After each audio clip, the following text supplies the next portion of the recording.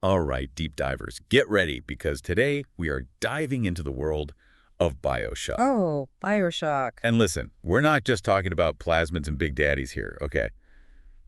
We're going deeper. Okay. You guys have sent in some amazing excerpts from Beyond the Sea, Navigating Bioshock. This book, let me tell you, it goes deep. It does. We're talking family secrets, we're talking the illusion of choice, and cities that'll make you rethink every dystopian story you've ever heard. You know, it's so interesting how Bioshock, even all these years later, still gets people talking like this, you know? It's more than just a game, right? Right. It's this reflection of our own anxieties, you know, that draw to like power, utopia, and those choices we make. Or think we make. Yeah, exactly, along the way. It's like looking in a distorted funhouse mirror, in a way, right? It's like we see these grand ideas, these underwater cities, these cities in the clouds, but both Rapture and Columbia, they just kind of crumble under the weight of their own contradictions, you know? Yeah, and you know, one of the things that's always struck me is how the game portrays family. Okay. Like, on the surface, right, you've got fathers and daughters, right? Jack and the little sisters, Yeah. Delta and Eleanor, Booker and Elizabeth. But the way these relationships play into these, like, bigger cultural trends, like post-feminism, Okay. that's where things get really interesting, you know? This is where Sarah Stang's analysis is just spot on. Okay. So post-feminism. For those of us who haven't, like, cracked open a gender studies book in a hot minute, break that down. Right. How does this game about big daddies and, you know, underwater cities, how does it all connect? So it's all about these shifting roles of men and women in society, right? Right. And Stang argues that Bioshock shows us this very specific kind of father figure, someone who can be violent but also nurturing. Like, think about Jack with the little sisters, right? Yeah. He's their protector, but he's got to make these really tough choices about their future. Yeah, and that's such a different take than we normally see in video games, right? Mm. Like, he's really wrestling with his role as a father, just like so many dads in the real world are trying to figure out, like, what does it even mean to be a dad now when these traditional gender roles are getting flipped on their head? Exactly. And that's what makes it so interesting, right? Because it's not this fairy tale version of fatherhood. It's messy, it's complicated, and I think it reflects something that a lot of men are feeling. But, you know, there's another side to this whole family dynamic that's even more, well, unsettling. You're talking about the moms. Or the lack thereof, I should say. I mean, it's like they just disappeared from these worlds. Yeah, and that silence, it speaks volumes. John Vanderhoof and Matthew Payne, they have this whole chapter on it, maternal objection. And they say that this whole thing about mothers being absent or being shown as evil, it's like this recurring nightmare we have in media, especially horror and sci-fi. Oh, for sure. You know, like that saying, the only good mother is... A dead mother. Yeah, and Bioshock doesn't shy away from that at all. No. Like Jasmine Jolene. Oh, yeah. What's her whole purpose? It's just a tragic backstory. Exactly. For a villain. And then there's Tenenbaum, Oh, yeah. who's this brilliant but so messed up, almost monstrous mother figure. Yeah. She's responsible for so much of the suffering in Rapture. It's almost like the game is saying that women who have power, it's inherently dangerous. Right. Or that for a utopia to really exist, mothers have to be either gone or the bad guy. And that brings up a lot of questions about what these games are saying about society, you know?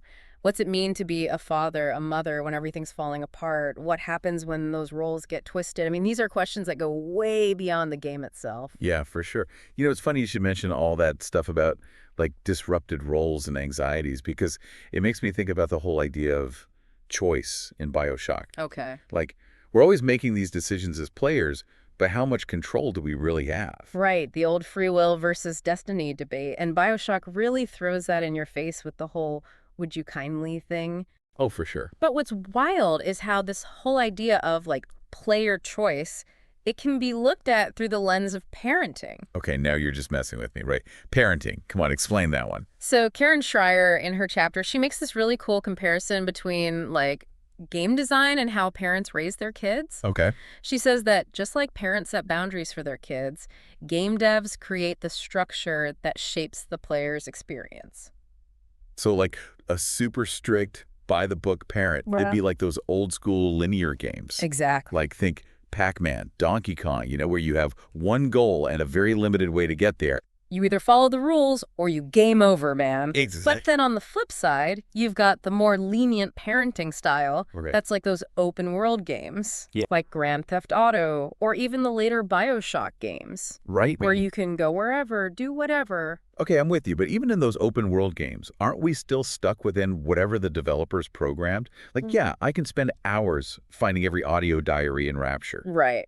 but that's still a choice that they gave me. Exactly. And that's Schreier's whole point. We might feel like we're free in these big open worlds, but really we're playing by someone else's rules. And that's the genius of Would You Kindly. We think we're in control as Jack, but Fontaine's been pulling the strings the whole time. It's like that moment when you realize everything you thought you knew was a lie. Yeah. And it makes you question every choice you made, even the idea of making choices. Right. Which, let's be honest, is a pretty heavy topic for a video game, don't you think? Absolutely. It shows how powerful games can be at making us think about our own choices, even outside the game. But, moving from the stuff inside our heads to the world around us, let's talk about those environments. Okay. Rapture and Columbia. Oh. They're not just backdrops. They're like characters in the story. Oh, totally. The atmosphere, those buildings, they're so well designed, but also super creepy. Yeah. Sarah Zayden talks about this in her chapter, how the games mess with what we think about familiar places. Right. She focuses on how they use those big, impressive architectural styles like Art Deco and Rapture and neoclassical in Columbia. Yeah. These are styles that usually make you think of progress, maybe even utopia, Right. But in Bioshock, they're twisted, showing how messed up everything really is under the surface. It's like you're walking through a history book, but everything's wrong. Yeah. You see familiar stuff, echoes of our own world, but just messed up enough to freak you out. Right. It's almost like the game is saying, this is what happens when you try to do good, but screw it up. This is what happens when you try to be perfect and create a nightmare. A failed utopia, exactly. Right. And speaking of connections to books, Michael Fuchs draws a really cool one between Bioshock Infinite and this novel Against the Day by Thomas Pynchon. Yeah, Pynchon's not exactly an easy read. No, not exactly light reading. But for those of us who haven't read it, what's the connection? Well, Fuchs focuses on this idea of parallel universes where history took a different path. Okay. Both the game and the book ask, what if things had happened differently? Right, it's that what if that's so captivating, so scary. What if John Wilkes Booth had missed? What if Andrew Ryan had never built Rapture?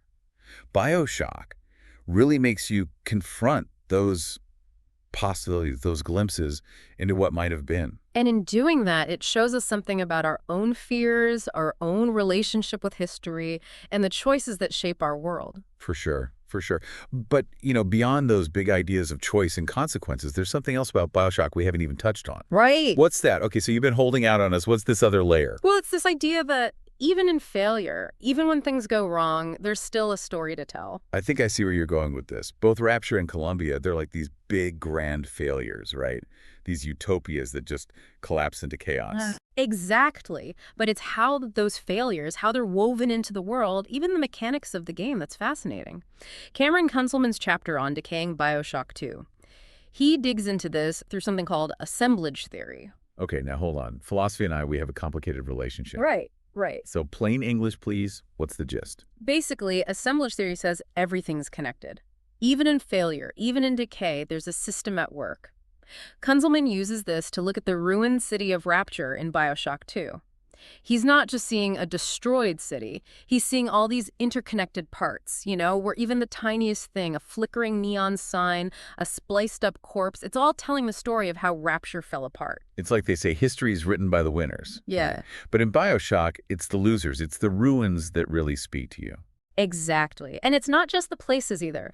Luke Arnott, in his chapter, he makes this really interesting comparison between Bioshock and the Alien franchise. Okay. They both deal with these failed utopias, societies that wanted to be perfect but ended up creating nightmares. And both franchises have had their fair share of failures in the real world too, right? I mean, games that didn't quite work out, creative differences, all that. Exactly. Arnott says that this whole idea of failure, both in the stories and in how the games were made, it just adds another layer to the experience. It's like a reminder that even in these fictional worlds, nothing's perfect. Even the most ambitious projects can flop. And sometimes those screw-ups, they lead to something amazing. It's like the would you kindly twist itself. I read somewhere that it was almost a last-minute thing, like they had to salvage the ending because of technical issues or something, and it became this iconic moment in gaming. Exactly. Sometimes the limitations, they force you to be more creative. And that's what I Yeah. love about Bioshock. It embraces those contradictions, those failures, and it becomes something really special because of it. So as we're coming up for air after this deep dive into Beyond the Sea, the question we're left with is, if Bioshock is this mirror, reflecting our anxieties about choice, about control, about what happens when ambition goes unchecked. What does it say about us that we're so drawn to these messed up worlds, to these warnings? Man, that's a lot to think about. I think I need another playthrough to really let all this sink in. Until next time, deep divers, keep exploring those hidden depths.